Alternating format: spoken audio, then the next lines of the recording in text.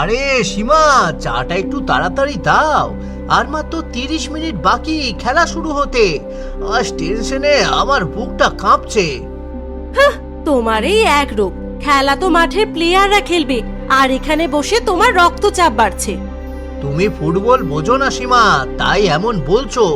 এটা শুধু খেলা নয়, এটা ব্রাজিল আর আর্জেন্টিনার সম্মানের লড়াই।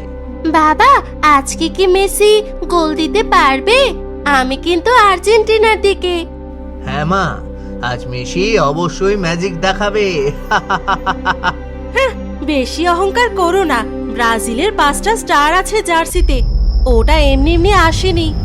মা, তুমি কি তাহলে ব্রাজিলের সাপোর্টার? না, আমি কোনো দলের সাপোর্টার নই। হঠাৎ করে বিকট শব্দে বজ্রপাত হলো এবং ঘরের সব আলো নিভে গেল। আরে ধুর, এই সময়ে কারেন্টটা চলে গেল। এখন আমি খেলা দেখবো কি করে?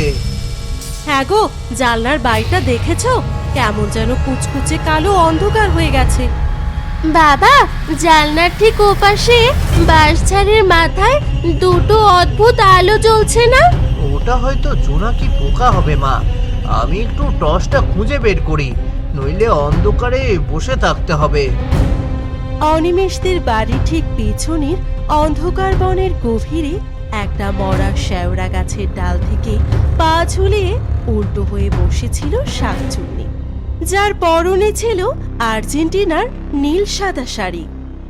আর ঠিক তখনই কুয়াশা উড়িয়ে সেখানে এসে নামলো ব্রাজিলের হলুদ সবুজ শাড়ি পরা ডাইনি। এই রে শাকচুন্নি, আজ তোদের ওই ছাগলগুলোকে মাঠের মধ্যেই আমরা পুঁতে ফেলবো। 5 বারের বিশ্বজয়ের তেজ তোরা সইতে পারবি না। মুখ সামলে কথা বলছি ডাইনি। 450 বছর বয়স হয়েছে বলে কি নিজেকে খুব বড় ফুটবলের বিশেষজ্ঞ ভাবছিস? তোদের ওই আর্জেন্টিনার ছেঁড়া জার্সির দিকে তাকালেই আমার হাসি পায়। গতবার তোদের ঘরের মাঠে ঢুকে কাপ ছিনিয়ে এনেছিলাম, মনে আছে? ওটা তো একটা দুর্ঘটনা ছিল। আমার জাদুদণ্ড আজ ব্রাজিলের জয় ঘোষণা করবে। রাখ তোর ভাঙা জাদুদণ্ড। আমাদের ফুটবলের জাদুকর যখন বলে পায়ে ধরবে, তখন সবাই পিছনে গিয়ে লুকাবে। এত বড় কথা!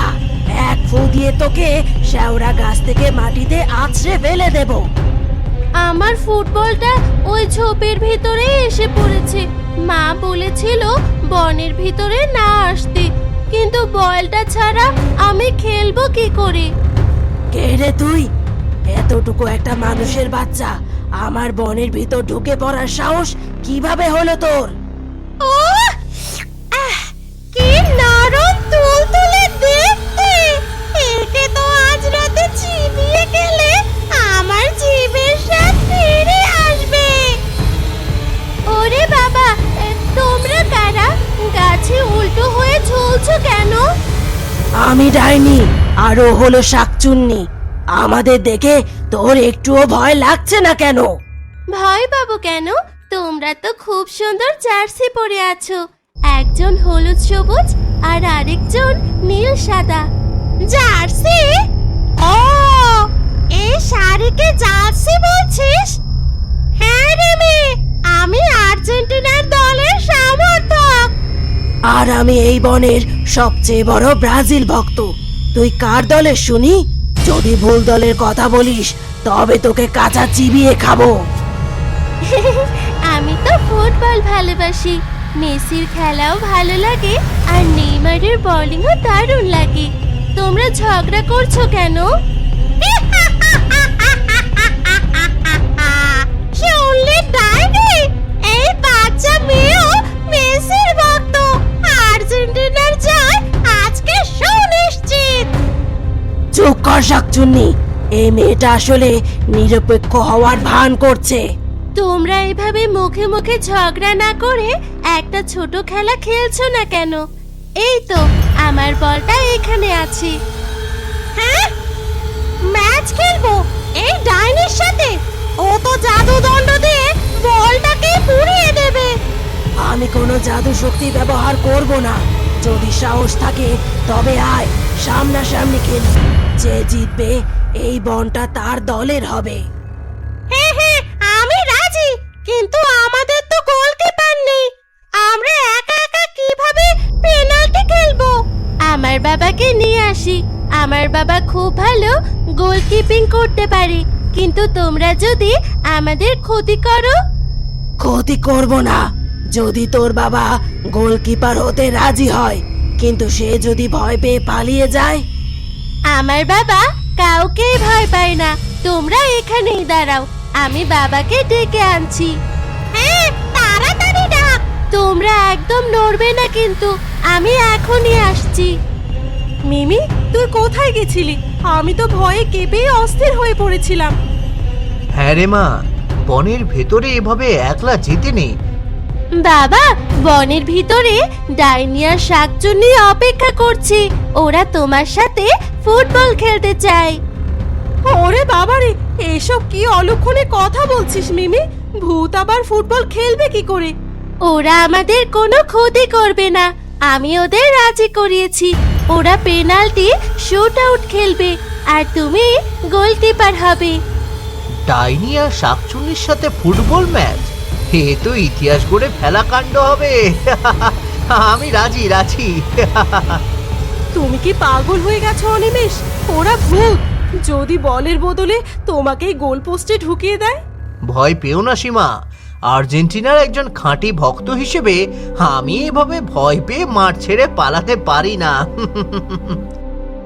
হ্যাঁ মা, চলো না, আমি রেফারি হব, আর তুমি গ্যালারিতে বসে আমাদের হয়ে চেয়ার করবে। হে সৃষ্টিকর্তা, রক্ষা করো। শেষ পর্যন্ত ভূতের মাঠে বসে আমাকে ফুটবল দেখতে হবে। বনের একটি প্রাচীন বটগাছের নিচে পাতা দিয়ে দুটি গোলপোস্ট তৈরি করা হলো। অনিমেষ গোলপোস্টের সামনে গিয়ে হাত দুটো দুপাশে ছড়িয়ে প্রস্তুত হয়ে দাঁড়ালো, আর মিমি বাঁশির আওয়াজ শুরু করলো। বেশ, তবে প্রথম শটটা আমি দেব। আমি ব্রাজিলের হয়ে গোল করব। বলটি থেকে হলুদ আগুনের হলকা বেরোতে লাগলো। অনিমেষ ঝাঁপিয়ে পড়ে বলটি আটকে দিল, যদিও তার হাতের গ্লাভসটি সামান্য পুড়ে গেল। অসাধারণ সেভ বাবা, ব্রাজিলের প্রথম শট মিস। শাবাশ মানুষ, এবার দেখ আর্জেন্টিনার জাদু, আমি শট দিচ্ছি। শাকচুনি বলটি মাটি বাতাসে জমে বরফ হয়ে গেল এবং বলটি নীল বরফের টুকরায় পরিণত হলো। অনিমেষ বলটি আটকাতে গেল, কিন্তু বরফ শীতল বলটি তার বুক ছুঁয়ে সোজা জালে ঢুকে গেল। আমার শেষ শটটি আমি নিজে এমন ভাবে মারবো যে তোর গোল পোস্ট সহ উড়ে যাবি তুই, মানুষের বাচ্চা। না, এটা অন্যায়। তোমরা জাদু ব্যবহার করছো। ফুটবলে কোনো জাদু মন্ত্র চলে না, শুধু পায়ের জাদু চলে। মেয়েটা ঠিকই বলেছে ডাইনি। জাদু মন্ত্র দিয়ে গোল করলে ফুটবলের কোনো মর্যাদা থাকে না। আমরা শুধু পায়ের জোরেই খেলবো। ঠিক আছে, তবে জাদু মন্ত্র ছাড়াই শট দেব। এবার তোকে কে বাঁচায় দেখি। ডাইনি সাধারণভাবে বলটিকে কিক করলো, কিন্তু বলটির গতি ছিল অত্যন্ত তীব্র। মিমি দৌড়ে এসে গোল লাইনের ওপর থেকে বলটি বুক দিয়ে থামিয়ে দিল। মিমি, তুমি পেরেছো। ব্রাজিলের শট আটকে গেছে।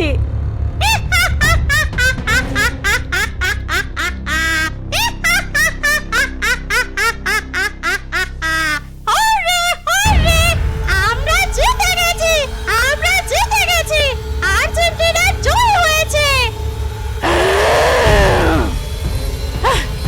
একটা পুচকে মেয়ের কাছে হেরে গেলাম, কিন্তু স্বীকার করতে হবে মেয়েটার সাহস আছে। তোমরা আর কখনো আমাদের ভয় দেখাবে না তো? আর কখনো বনের ভিতর ব্রাজিল আর আর্জেন্টিনা নিয়ে মারামারি করবে না তো? হ্যাঁ, আজ থেকে এই বনের ভিতরে কোনো অশান্তি হবে না। আমরা দুজনে মিলে শান্তিতে খেলা করব। হ্যাঁ, আর তোদের এই সাহস দেখে আমি মুগ্ধ। তোরা এখন নিরাপদে বাড়ি যেতে পারিস। চলো মিমি, চলো সীমা, বাড়ি যায়। কারেন্ট বোধহয় চলে এসেছে। টিভির পর্দায় আসল ফাইনালটা এখনো বাকি।